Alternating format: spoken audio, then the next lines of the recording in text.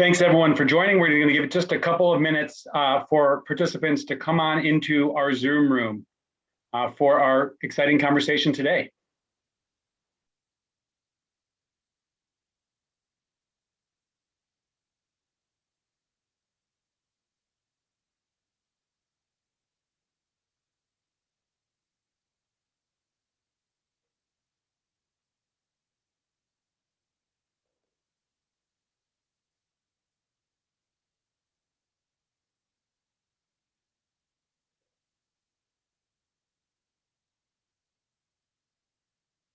All right, well, thanks everyone for joining us. And first and foremost, happy Earth Day. This is, of course, the 51st observation of Earth Day here in the United States and around the world. And what an incredible Earth Day it's been. Certainly headlined by President Biden's convening of international leaders from around the world and the announcement of what is the strongest, most ambitious national climate target in American history. We are really excited with, obviously, the leadership from the president and his administration. We're particularly proud in California of the role that so many in our state have played bringing us to this day. It was just yesterday that Governor Newsom was one of, I think, over a dozen governors that wrote to the president encouraging him to be as aggressive as possible on tailpipe emission standards. And very pleased that today the president announced the departure or the ending of the conflict with the state of California on our ability to set tailpipe emission standards. Of course, that was a point of controversy with the last president's administration. So it is very much a new day for international climate collaboration, and that's wonderful. In California, of course, we continue our work driving down carbon pollution, decoupling our economic growth from those carbon emissions, continuing to grow the 5th largest economy in the world for 40 million residents in California as we reduce our carbon emissions. At the same time, we face climate-driven threats that are almost unprecedented in scale and scope. Our wildfire season last season was easily the most destructive, destroying almost 5% of our land mass.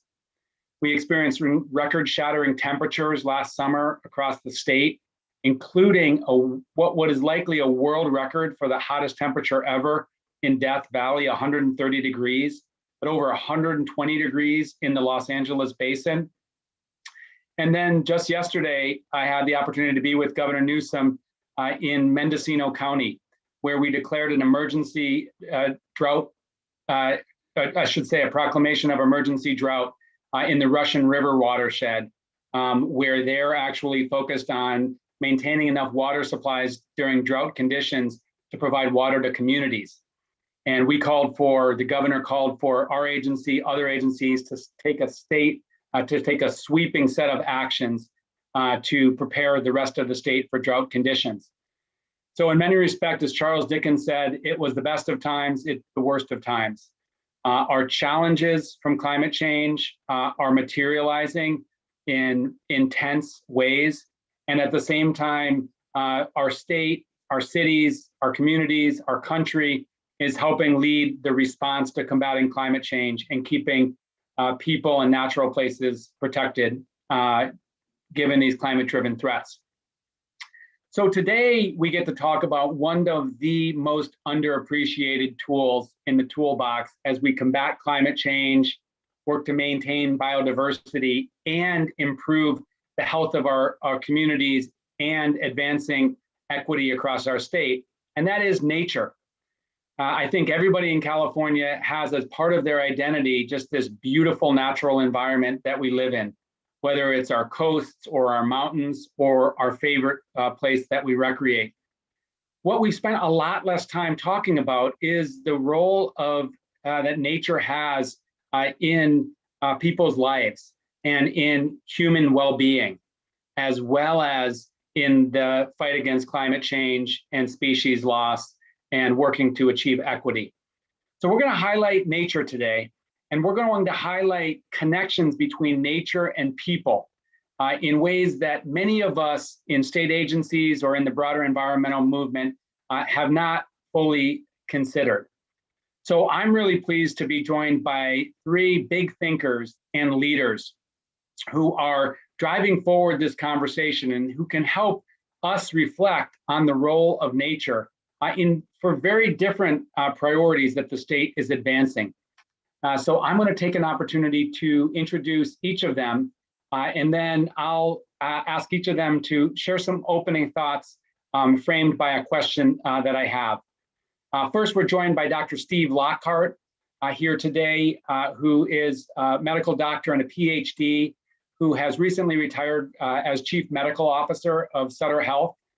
He was chairman of Parks California, which was this groundbreaking body of leaders from across the state that came together to modernize and transform our state parks department. We're also joined by Simran Malhotra, who is our president and principal at Ramey and Associates.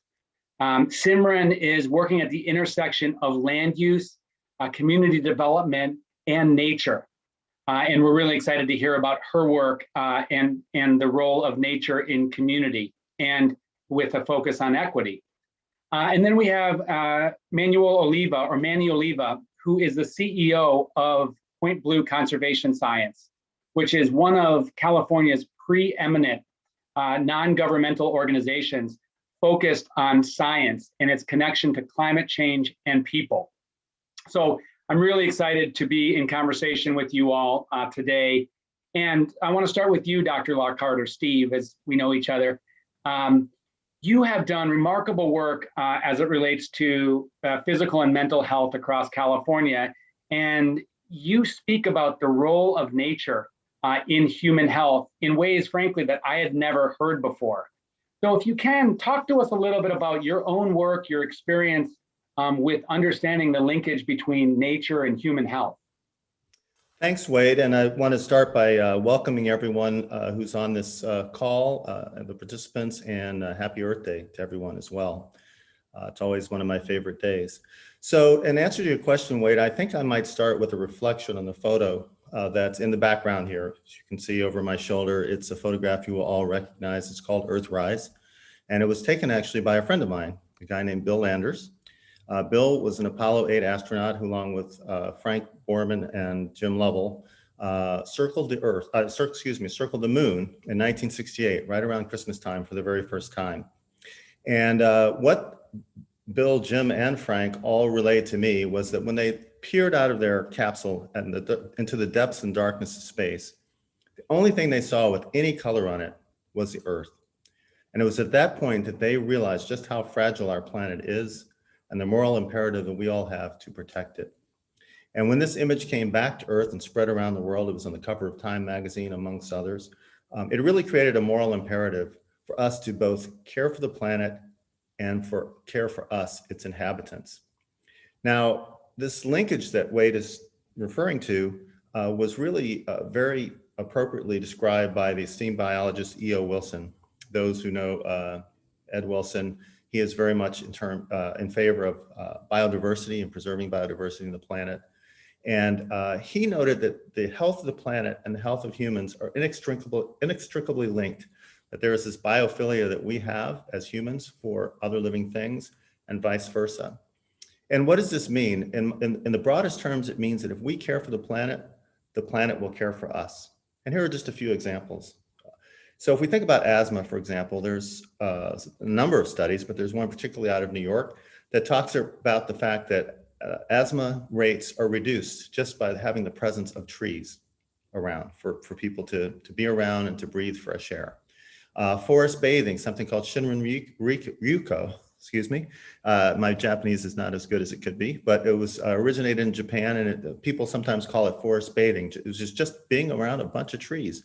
Has been shown to reduce catecholamines, which is a stress hormone in the body, and it reduces blood pressure, heart rate, makes us more calm. Professor Dagner Keltner at UC Berkeley has done studies which, in a scientific way, essentially shows that when we're around nature, even when we're looking at pictures of nature, we are nicer people, we're better versions of ourselves. And of course, we found through activities like park prescriptions, where we as physicians will actually write a prescription for our patients or others to go out and enjoy nature, that there have been beneficial health effects.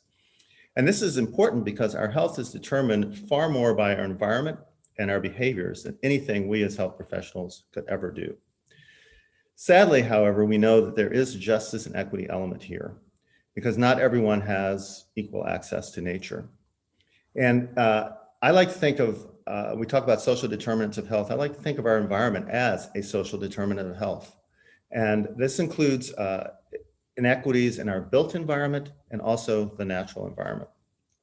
Never was this more clear than with the advent of COVID-19 or the coronavirus causing the disease we know as COVID-19, which ripped the Band-Aid off the structural inequities that exist in our society and in our healthcare system, with the disproportionate burden of the disease and its consequences falling on communities of color. Similarly, we have disparities in our built environment, situations where that it allowed, for example, the virus to spread more easily, and then lack of access to the natural world, which we know was a safer place to be, and also enhanced mental health during this prolonged period of isolation. So our challenge really is to protect and preserve, maintain the health of our natural resources, while at the same time using these resources to improve the health of us, its inhabitants, in a just and equitable way. So, wow. Quick follow-up question, Steve. You speak in such an articulate way around the connection between human health, evidence-based, human health outcomes in nature. And of course, you help to lead Sutter Medical. How mainstreamed is this recognition of the medical benefit of nature in your field?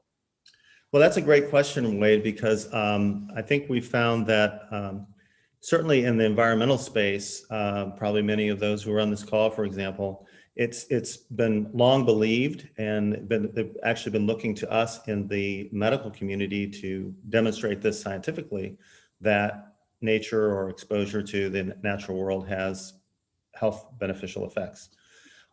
In the medical world, it frankly is just starting to catch on. There's a greater and greater movement, but it's been long in the making. And I think that's in part because certainly as a physician, I will say, when I was trained, which was a while ago, but we were taught diet and exercise, these sort of general terms. We weren't really taught to think about what that really means for people. How do you really engage with these activities? And of course, that would mean really understanding what types of options are available. And also as clinicians, we should be participating in these things ourselves. So it's not quite no one will argue against it, but I don't think that we have a lot of awareness and engagement to the degree that we should.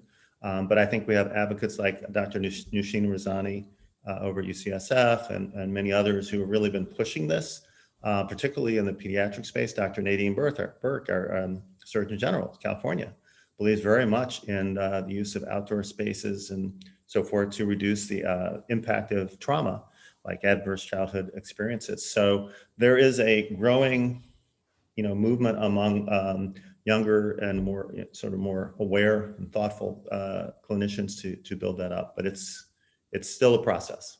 Yeah, remarkable.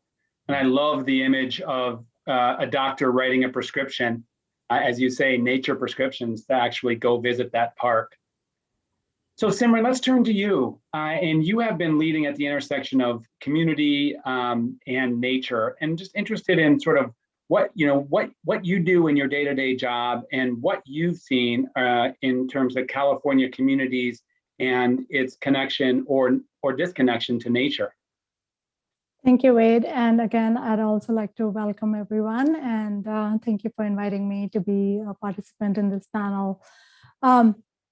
I work for Ramey & Associates, which is a planning, urban design, and research firm. We are based in Berkeley and Los Angeles. And our work is mission-driven in the sense that we look at our projects through a health, equity, and sustainability lens.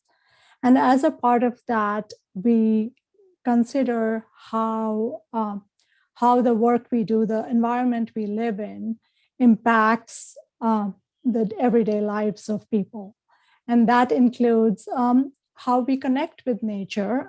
As Steve just so eloquently described, Um, we access to nature is integral to human health, and this is a new, but as Frederick Law Olmsted said when he was designing Central Park in New York, parks are the lungs of the city. And having that access to nature and open space is really important for all of us. But we do find that there are disparities in access to that, to nature. And we look at how that disparity affects public health, and especially that for disadvantaged communities, those who are often low income and also majority minority areas. And then we also find that these issues of access lead to impacts on health, but they also lead to what Steve described as the other social determinants of health, how they all come together to affect the long-term advantages in life that these communities have. We find that in our work, we need to consider this entire cross-section of public health, equity, economic prosperity, and climate change, and how together all of these can come together, and how nature-based solutions can play in addressing these issues. And I know we'll talk a little bit more about that during this program. Yeah, and I'm interested, there are certain master plan communities when, smart people like you help them actually build the community from whole cloth. But when we're talking about park poor communities, many times these are communities that have existed for a very long time. And how easy is it, in your experience as sort of an urban planner, urban designer, to introduce nature, into already built environments? That's a really good question, Wade, and it's not easy. Certainly when you go out into the green fields and build an entire community, you can build in parks, etc., to provide that access. But most of our cities developed organically. And when we come in later, the whole notion of how do you retrofit existing communities to provide that access is a challenge. And we do it try and do it in a lot of different ways. Sometimes it's a matter of having the resources to purchase land to create more parks, but often it is the work we do has to deal with how do you create access to available resources that may be a little further away. So to creating those transportation connections through making sure there's bike paths that allow a family to ride their bikes over to the closest park, which may be a little bit further away than where you could walk to. We also look at, I think education plays a big role, as Stephen was mentioning earlier, that ensuring that that families and our residents understand what the health benefits of that access is. And I think that's changing through the schools and also through the other educational work that, the state is doing. I'll pause there. Yeah, well, thank you. An interesting connection that we learned when we had a chance to visit this week is that your firm actually utilizes scientific data from the scientific organization that Manny leads, which is, of course, Point Blue. So I want to shift to you, Manny. Your organization is known as one of the preeminent, science-based organizations. And as I recall, it got its start actually assessing bird population health in Point Reyes.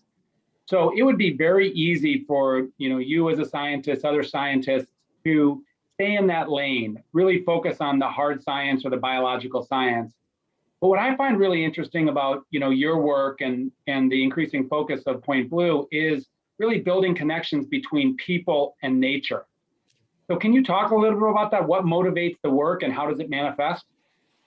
Sure, happy to. And first of all, Secretary, thank you so much for the invitation to be on this panel. And I want to thank my fellow panelists joining me on this virtual stage. Simran and Stephen, thank you so much. And thank you everyone for joining. Happy Earth Day, wonderful day.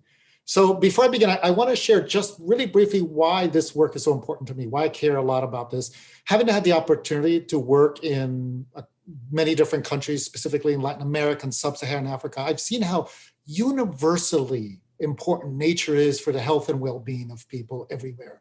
But I've also experienced how our work to protect nature, if done well, for example, if it's informed by science, and if it's done in partnership with communities, can help address serious societal challenges. Point blue conservation science has been around for 56 years. And as you mentioned, Secretary, it started as a bird observatory in West Marin. And as we were studying birds and I was studying the habitats of these birds, we began to see more and more, or recognize more and more, you know who else lives in these habitats? People. And we started expanding our mission over time. And now we're this internationally recognized sort of leader in conservation science. And our mission has evolved to essentially advance conservation outcomes for the benefit of both wildlife and people through science. And we work, currently we work to advance this work across the entire state of California and even in the coastal marine systems of the Pacific Ocean of California. But our work has also expanded to include 13 countries along the Pacific flyway of Latin America and even in Antarctica. We work a lot with penguins. And we like to say that we work from the Sierra to the sea and from Alaska to Antarctica. And how we work essentially is we conduct ecological research of where we work. We study, design, and implement restoration projects across different landscapes. We have educators providing hands-on education to K through 12 students on the design and actual implementation of restoration work or nature-based solution work. And we publish papers, build tools, and maintain decades of ecological data sets to better understand what are the long-term trends so we can advance our scientific knowledge and enable others to build upon our work. And we have made climate smart conservation the cornerstone of our work. Now, what I mean by climate smart conservation essentially is that two things. One is protecting nature under the growing effects of climate change. Whatever we were doing before to preserve nature, to protect around conservation has to change, because the impacts of climate change are growing and increasing in pace and increasing in magnitude. The second thing we do is we develop nature-based solutions to fight climate change. Nature-based solutions offer this opportunity that really powerful solutions with multiple benefits for wildlife, for species, for people. But a key tenet of how this gets done, how science actually goes from journals and from theoretical to practical is people, is through partnerships with others. We work with government agencies, natural resource managers, academia, farmers, ranchers, fishermen across the state and many others, bringing our science to these partners so that they can make more sustainable decisions. But we recognize the only way we can succeed, the only way we can support ecological diversity is if we have diversity of ideas and diversity of lived experiences. And so one of the ways that we really are trying to work is how do we work more in partnership with these communities? How do we expand the communities we work with so that we can develop these more sustainable and adaptive solutions? Because quite frankly, people are a critical source of power to address these, to enact the science. And I think we have a wonderful opportunity to connect with many more of this amazing source. Thanks so much. And I'm glad, Mandy, you brought up the term nature-based solutions, because it's almost a buzzword in our world as we talk about, how do we combat climate change, or how do we address biodiversity loss, or how do we achieve equity? So talk a little bit about maybe a couple examples of what you mean by nature-based solutions in your work. Certainly. So first of all, nature-based solutions, the way we define it, first of all, is these are actions to protect, sustainably manage, or restore natural or modified ecosystems to address a societal challenge. Now, typically, we're talking about climate change, but it can be any other societal challenge. But these actions are designed to effectively and adaptively provide both human well-being and biodiversity benefits from the very beginning. That's how they're designed. And that's a concept we call multiple benefits. So it's just, how do we design something from the very beginning that affects both of these areas? An example I really like to provide that's very clear for me anyway, is this idea of how do we address sea level rise and storm surges from sea level rise? And one option is obviously to build seawalls. And that will, to some extent, stop the damage of what sea level rise can do to communities. Another option is a nature-based solution to restore tidal marshes to address this. Now, tidal marshes, the beauty of tidal marshes is instead of resisting the energy of the storms, it adapts and absorbs it naturally into their system. And if there's increase in storms, if there's levels, the marshes adapt to it and the ecosystem adapts to it. And not only is this an adaptable solution, it's also providing other benefits beyond just absorbing and managing the sea level rise. It's providing habitat for wildlife. It's providing nurseries for fish. It's improving the water quality of the surrounding areas. It's a huge opportunity for sequestering of carbon and provides important recreational opportunities for people. I think one thing that we have to keep in mind is that it's not either or solution. Both of these solutions can be considered in tandem as appropriate, depending on the landscape that we work. Yeah, I appreciate that. And one, you have the most cogent definition of nature-based solutions. So I'm going to definitely write it down and steal it, because usually it takes me a couple paragraphs to explain it. But and I love your example. Two examples I'll give. One is we're working hard to recover some imperiled fish species in California, in the Sacramento River Valley, for example. At the same time, we have major flood risk in the city of Sacramento, where I sit. In fact, flood risk that, according to some metrics, creates more flood danger than the city of New Orleans, if you can believe it. And the answer for so long was to build higher and higher levees, right? The challenge is those levees are expensive and can break, and we're channelizing habitat for fish. When in fact, actually, a nature-based solution we're now employing is to allow these, to create weirs, to allow certain areas of the levees to let water through when it reaches a certain level, and restore this natural historical floodplain that existed before European settlement. It reduces pressure on the downstream levees, protects cities like Sacramento, but it also creates seasonal floodplain for some of these imperiled species like salmon to actually spawn and rear, essentially get nice and fat before they go out to the ocean. So that's sort of a win-win-win: public safety and the environment, and even sometimes groundwater recharge. Another project I'm really passionate about is we're working with a large nonprofit in Southern California to remediate a former oil field that's overlooking the coast in an urbanized part of Orange County, to actually restore it as open space and parkland that provides for low-cost camping right there on the coast, more equitable access for local communities, but then also provides some refugia for some endangered species in Southern California.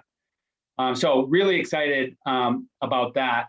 So we're going to get into a more interactive conversation right now. And I want to remind those joining the conversation today that they can participate by clicking onto the Q&A button on the bottom of your screen and asking a question. One of our participants, Molly, has started off with the first question that I want to just pose in here, maybe right now, just to get us going. She asked about the Imperial Valley, or parts of Southern California where there really isn't much in the way of trees. Steve, as a medical doctor, you talked about the benefit of trees and nature. Can you issue a nature prescription in a place like Imperial Valley that's largely desert landscape? How do you address challenges in communities without those sort of, what you think of as nature? Well, of course, I guess my answer would be every place has its version of nature. And actually, ironically, we were just in the Imperial Valley not too long ago. My wife and I took a bike ride from here in Northern California all the way down to Southern California, and went went around the desert, and it's not only beautiful, but from an ecosystem perspective, it is just amazing, all the different species that are there. And I think health-wise, we all know that sometimes the drier air is better for breathing, but it's not just simply the physical interaction that we have, that our bodies have with the spaces around us. It's sort of an ability to understand and connect with what's there. The night sky in Imperial Valley is tremendous, especially without the light pollution that we see in some of our more urban environments. So there is sort of a spiritual connection that one can make with the outdoors just by being there. The beauty of the rock and the layers of different types of rock that one sees, and then the uniqueness of places like the Salton Sea that's down in that sort of region, which is just an incredibly unique ecosystem. And what we see is people flocking there. I mean, there was huge, the amount of sort of camping and barbecues and social gatherings that people would normally, obviously during COVID, that was somewhat restricted, but it was a real draw for people to come and see and experience something that's sort of greater than themselves. So I think all these things, sure, there's not always trees, and trees isn't the only remedy, but every particular ecosystem environment, I think, reacts in a unique way with our human experience and is beneficial. Yeah, that's well put. We're spending a lot of time in Imperial and Riverside counties helping restore the Salton Sea. And just, it is an incredibly beautiful place, very different than sort of a forested nature, but absolutely beautiful. I'll mention too, one nature-based solution that we're really leaning in on, and frankly, I'm hoping we invest in more moving forward, is greening communities. Simran talked about the idea of integrating nature. So just last week, we issued another round of grants, $30 million, entirely focused on disadvantaged communities in California, funding the placement of native street trees, as well as acquisitions for pocket parks, et cetera. And as Manny said, multiple benefits there. Not only do you reduce summer temperatures where you have these intense heat islands in urban concrete-laden communities, but you obviously have air quality benefits. And as you said, Steve, just peace of mind by seeing the greener communities. And these are all grants that are given to communities that are developing their own programs. So that's really exciting. I want to touch on something Manny said around sort of placing people with nature. Earlier this week, our Coastal Conservancy Director, Sam Schuckett, was giving us a little bit of a history of the environmental movement. And he talked about the first wave of the environmental movement, which is sort of the mid-1940s, 50s, conservation. So your hunting and your fishing interests, really working to conserve that resource in part for their recreation. And then the second wave being this environmentalism in the 1970s that actually spawned Earth Day that we now celebrate. And I'll observe, as sort of a child of the second wave of environmentalism, a lot of times we've separated people from nature. So nature is all, it's all about protecting nature from people. And I have to say the most profound learning that I've had in this job is from some of our tribal leaders and tribal partners who've reminded us that people are at the center of nature, and people have been stewarding nature in California for thousands of years. And I think that's just that's so helpful in terms of the grounding concept. And as we advance the governor's vision of 30% of California conserved by 2030, we wanted to include, of course, natural and wilderness areas, but also people-centered nature. So I want to put a question to you all, which is, you all work in California. You're talking to an agency that's spending, a handful of billions of dollars a year on these efforts. Where do you see opportunities to strengthen linkages between people and nature for all of these societal benefits? It can be as specific as what we should be funding, or it could be as broad as a different mindset or approach. Well, if I may jump in And then I'll back off here, but I was leaning forward as you were speaking, Wade, because I think what you were saying is so important. And I was actually I was thinking about, as you were talking earlier about some of your, the fish conservation work and all of that, is that a lot of times our natural world also holds, as you said, our cultural history and practices. And not everybody or every group of cultures experiences nature in the same way. But if we can somehow understand, appreciate that, and celebrate that through how we experience nature, that would be a great thing. Example, not here in California, but I know I was involved with the Elwha River Dam restoration up in Washington, and that was amazing from a environmental perspective, taking down dams and restoring the flow of a river. But it was also a restoration of the tribal sort of culture around salmon, which was, was the birthplace of the tribe, and there was a lot of sort of spiritual or religious iconography, if you will, around salmon that was restored when the salmon were allowed to flow. So that culture came back, and the young teenagers began to learn about things that they only heard about, or through ancestral recountings.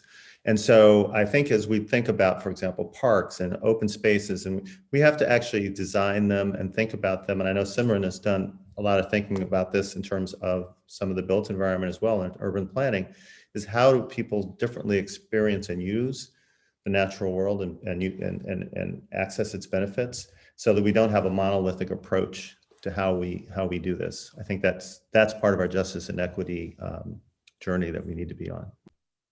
Absolutely. Thank you.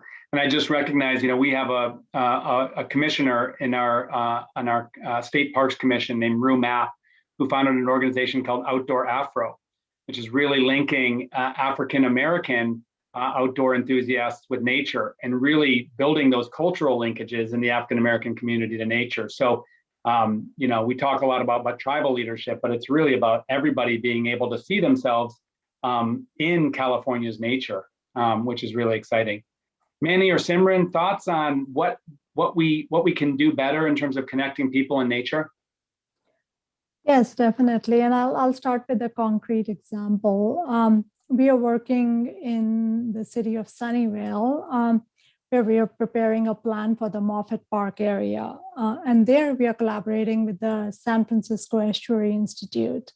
And they're helping us address this question: how do you reintroduce nature into urban areas? And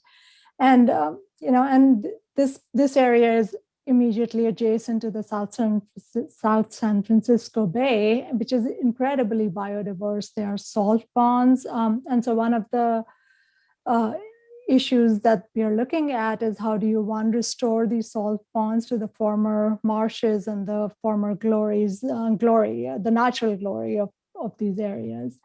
But then we are also looking at, how do we begin to create connections between these natural resources and communities close by that don't have access to these. So just nearby, just across the freeway, is an area called the Tasman neighborhood. And in this area, it's mostly mobile home parks, and there's absolutely no parks. There's urban heat island effect, there's minimal tree canopy, all the things that all the negative impacts that we've been talking about. So we are looking at strategies on how to connect this area with the larger natural resources by incorporating the channels that are already in place, and retooling them to become these multi-purpose paths where access can be achieved, but also the larger strategy for urban greening can be achieved. So this is just one example of how we have been considering improving those access and creating connections. I love that. And it's an important recognition that even in a place like the Bay Area, that we think is really rich in nature and access, that there are communities that are disconnected from that. And if we're going to really talk about realizing our environmental values in a place like the Bay Area, it's really looking around and recognizing that not all Bay Area residents actually can access that nature, equally. So I really appreciate that example. Yeah, Manny, absolutely. thoughts? Oh, sorry. Manny, thoughts? Yeah, well, first of all, I mean, as an original bird observatory, we take a bird's eye view of this approach in the sense that birds don't, they connect. They're wonderful indicator species, but they also connect a lot of these landscapes. They're all connected. And all of these landscapes, all of these and they're modified or natural, are all connected and can be part of a healthy ecological system. And whether it's urban, suburban, forests, or even agriculture. And I think agriculture presents, as I know, Secretary, you've been working with Secretary Ross a lot, agriculture is a great opportunity to basically flip the script as agriculture being part of the solution and part of this landscape where you have these systems that are all connected. And I do think that we are entering a new conservation era. A new conservation era where we recognize, or maybe go back to that idea that tribal communities had, people are inherent part of nature. We've always been affected nature, and nature affects us. And the idea here being, how do we have conservation of these natural resources across all landscapes that are connected in a way, whether they're in parks, whether they're in coastal systems, whether in forests, whether they're in agricultural systems. And one of the things I think is really interesting to me is this example of changing how we're doing agriculture by having managed grazing, let's say, or compost applications, or like different levels of cropping systems that not only looks to improve productivity, but also does these multiple benefits. Again, sequesters carbon, allows for less water usage or water retention, trying to rebuild those, ground or water areas, while at the same time are creating these, helping pollinators and these other species exist with us in these systems. And I really think that there's a huge opportunity there to rethink how we do agriculture, for example, is one example of where, I think there's another one sort of opportunity. The other is, the coastal systems and beaches and others. These are places where we enjoy and we need, but also species live among them as well. And how do we create this system where we can still be part of this system while promoting the health for these other species and allowing sort of these natural systems to grow and ebb as in the way that they were meant to do. Yeah, it's all about, riffing off your comment, expanding our conception of nature and really integrating our conservation across different, natural landscapes. The California poet Gary Snyder has a quote that's always stuck with me, which is, "Nature is not a place that we visit, it is our home." So it's really understanding that, my backyard in East Sacramento is nature. Mm-hmm. That concrete laden community in East Palo Alto is nature. The San Francisco Bay, nature. So, and it's all about sort of how do we advance, sort of elevate the natural elements. Some really interesting stuff happening in that space. I want to ask you a very tough question, which definitely qualifies as the deep thoughts of the day, from one of our participants who is named John Shelton, who leads our San Joaquin River Conservancy. And he observes that in today's political and cultural environment, there is less common space for discussion and understanding. How do you see access to green space and nature as a way to facilitate reconciling our political and cultural communities, or our differences? I told you it was a deep question. Well, I will just start to sense that I have seen in previous life, having lived in Washington, D.C. and worked with many people on the Hill, I have seen people from different political backgrounds all be moved by nature. We connect to it differently. And I think this work has an ability to connect us in a way that is profound and that can move beyond sort of this these kind of challenges. But one of the things that I'm very proud of, for example, from what we do is we have a very large educational portion of our work. We work with K through 12 students to do restoration work. And the object here is they're not just, this isn't these plastic volcanoes that they're building. This is actual restoration work that they can see the impact of their work on the ground, and also understand that they can make change to the world. They can contribute. And I think there's something really empowering about improving or creating or having more of the curricula around our systems to believe in this conservation and nature-based solutions, but also just engaging more outside. I think there are many organizations that you mentioned, like Afro Outdoors, is take people outside, have them experience nature who normally they don't have that opportunity. And I think taking that to that next level of including it within education, including it within paid internships.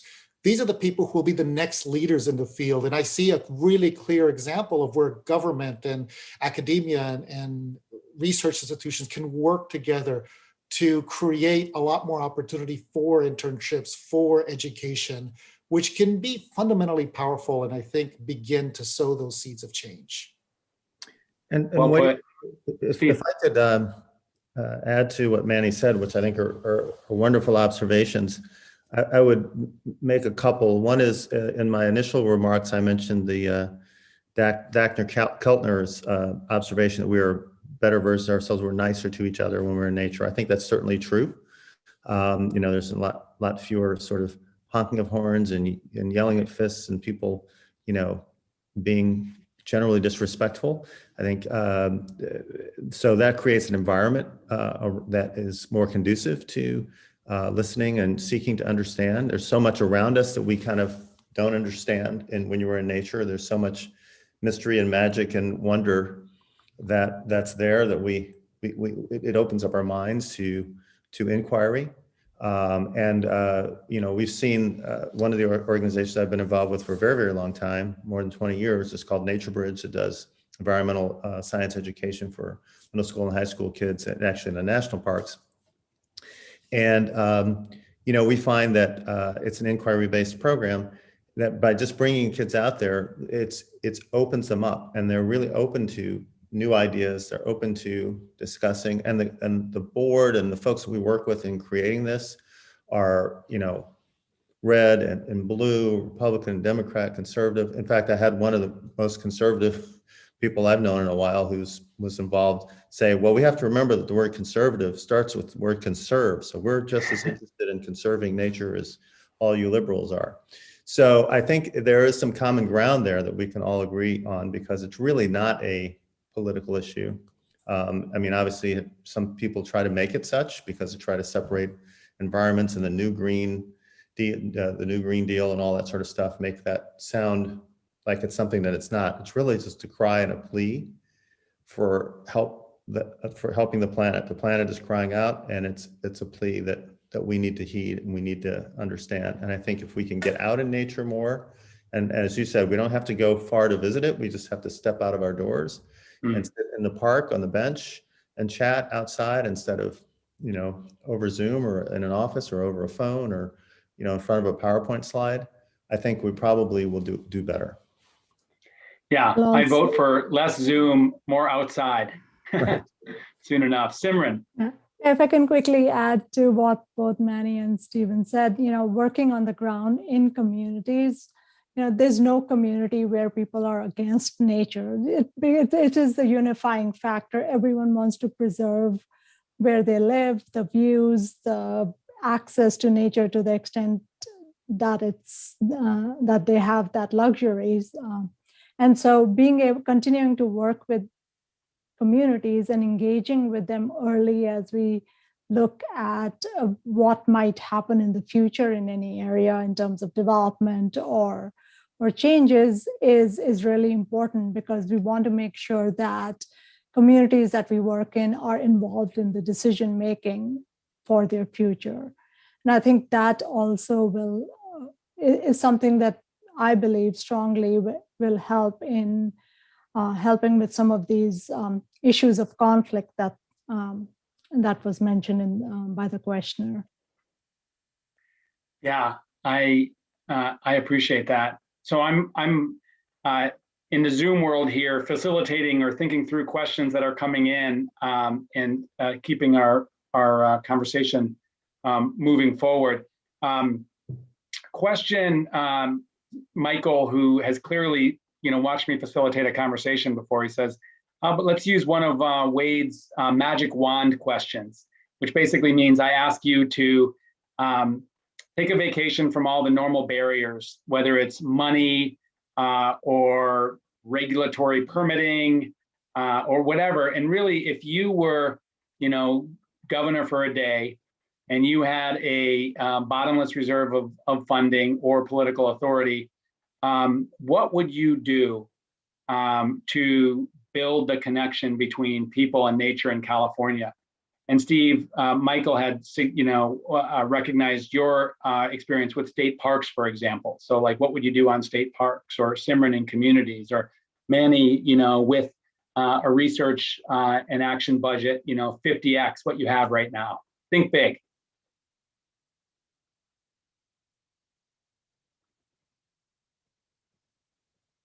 So the question is how to make parks more accessible? Yeah, I mean, just what would you you spend a lot of time, Steve, with overseeing the transformation of, or helping catalyze the transformation of state parks, and you're passionate about the connection. So what would you like to see, for example, in our state parks? Well, I think there's two things. And first of all, I will say this Parks California that you mentioned, which I currently chair the board of, is a unique organization because it does the public-private partnership, right? It's a nonprofit, but it's also really works very closely with the Parks Department. And the first thing would be access, obviously. But there's two dimensions of that. One is just worked on some of the things we're working on, making it easier to get to parks and making it those sorts of things. But also it's not just access, it's also where you feel comfortable. So we have to create this notion that parks are a welcoming environment for everyone, which means we have to start to come up with creative ways to get people out, lower the barrier to entry, and then actually almost market or advertise to say, hey, look, this actually is a place that is welcoming for you. Look who's here. And I think with COVID, this may be actually a uniquely horrible pandemic, but also a uniquely wonderful opportunity for us, because so many people have started to engage with the outdoors who haven't really necessarily thought about it before, because it's their only alternative, their only safe alternative, right? So I even see here, I live on Lake Merritt, the number of people who want to come out and do things and be outside. And, you can't buy a bike from a bike shop these days because everybody is buying them, right? To go to just ride around. And so this may be a unique opportunity where we can say, hey, these are spaces, these are your spaces, residents of California, you live here, these are your places. And, but we have to really sort of create this messaging that shows that they're available. They're available if you want to do individual camping type of activities, or if you want to have your family and your grandma and celebrate in a group environment, familiar environment, whatever, and everything in between. I mean, however people want to. So I think we have to redefine some of our structures and some of our, one of the things about diversity I always find interesting, because we talk a lot about it, is we say a lot of times people say they want diversity, but then we have to also be willing to accept diversity, both in opinion and in how people use and enjoy these spaces. So I think those two elements would be very important. Well put. And welcoming. Yeah, and you're absolutely right. State parks has experienced record visitation during the pandemic, because I think it's really recentered people on just the importance of being outdoors, especially at such an uncertain and fear-laden time. I will just say, I think, as I was mentioning earlier, that we have to get away from this idea of a single point of conservation, a single point of work, and to create this movements of change at a larger action level. And I think the way really to do that is, first of all, we do need to recognize that there are so many communities who have not participated in this work before, and they hold the key to really unlock, not only for us to think about sort of ingenuitive, innovative ideas, but also to really understand what the problems are and how to make something sustainable and adaptive over time. And the way that I think that we could do it, the way we like to think about it, is we've been collecting data for 56 years. And we have all this data. How do we share it? How do we share this data so that instead of this data that affects this one point or these few points, you create a polygon, because all these points are all connected. And then these points are connected. And I think that, you know, we've successfully been able to do that with some of our tools. And I think the state, the government, can be this really great sort of hub of this data. I know that Jennifer Norris is looking at sort of collecting some of this baseline data, but then how do we get this data so that people can understand what this actually means for the issues that are important for them in terms of their economic prosperity or health, that we can translate, in our case, this ecological data to data around livelihoods and well-being. And that's, I think, the challenge, a platform of data that brings this data to life for people. And I think we've done it to some extent in some cases, but it is still, I think, not as accessible to all the communities who really need that data so that they can make that, be more informed and participate. Well put. Simran, thoughts? Yeah, I think, you know, both Stephen and Manny made really good points. And what I'll add to that is that the state can help in getting rid of some of the conflicts that we see with these larger goals that we have. You know, we have goals for improving or addressing impacts of climate change, but also bringing in affordable housing, addressing, reducing vehicle miles traveled, and reducing greenhouse gas emissions, etc. And all of these goals are extremely laudable and important, but sometimes we find as practitioners that there are some inherent conflicts in terms of how we address these impacts. So for example, we want to build affordable housing, but if the locations for those are in high fire risk areas or in areas that are susceptible to climate change, then you're creating one problem by addressing another. So, you know, a little bit of silo thinking. Yeah. And at the end, I know you've talked about that before and are well aware of these issues, but I think expanding those and making sure that there's that coordination and collaboration and consistent direction that we get from the state, it would be very helpful. Yeah, well, I'm really glad you brought that up, because you anticipated a question that we had from Anthony around, you know, balancing these competitive pressures, for example, housing and economic development and environmental conservation. And I think we do have a better job to do at the state, or we have to do a better job of really breaking down these silos. And part of what we're trying to do with 30 by 30, and I appreciate Manny recognizing my colleague Jennifer Norris, who's helping to spearhead that 30 by 30 process, is really thinking about integrated conservation, so that it's not a zero-sum game. It's not housing or conservation or economic use and conservation. It's both together. I mean, certainly there's areas that are only housing or only conserved, but then there's a lot of intermixing. And so we're hopeful that that roadmap for 30 by 30 really helps us break down those silos that you've identified, Simran. Time passes quickly. An hour goes by very fast when we're talking about these topics with people as interesting and as experienced as you. So I'll just ask you one last question, which is a fun one in a speed round here as we celebrate Earth Day, which is what is one area of California or anywhere, nature as you define it, that restores you or has restored you? We'll start with Steve, considering you just biked around the state. Sure. Well, I would say for us, for me and my family, it's always been Yosemite. We spent 30 years going there, hiking, climbing. Our children have been there many, many times. I was just there this past weekend. I'd go tomorrow, next week, if I didn't have to get a pass to going. But, Indeed. but Yosemite is a place that we just, it's our home. It's our second Wow. home. We didn't buy a second home. We just rented it along with the rest of the 300 plus million people of this country. So. Wow. Thank you for that. Manny.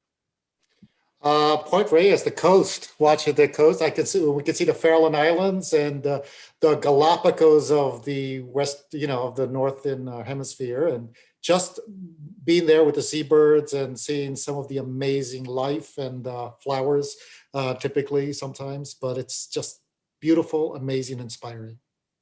Wow. Simran. On Joshua Tree National Monument.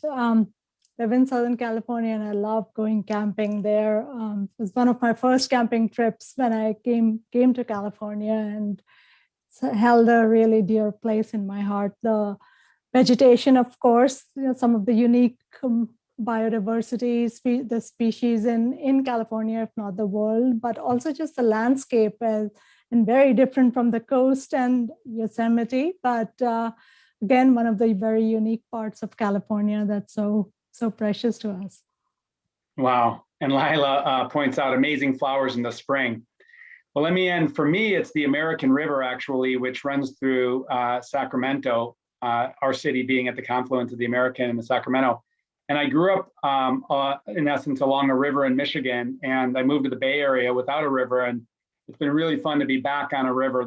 There's amazing open space along the river. And folks of all stripes, ages, shapes, and sizes out on the river during very hot summers here in Sacramento, enjoying it. So that's been, really restorative for me. So to you all as panelists, huge thanks for the work that you're doing, for taking time to share your thoughts. This has energized me, and I know others, as we really work to elevate and integrate nature. There's a remarkable article featured in the Washington Post today on Earth Day, and it's entitled, Nature Can Save Us If We Let It. And it's all about nature-based solutions, what we've been talking about here today. And I think that's, well put. So looking forward to working with you all, and for all who tuned in, huge thanks, happy Earth Day. And we look forward to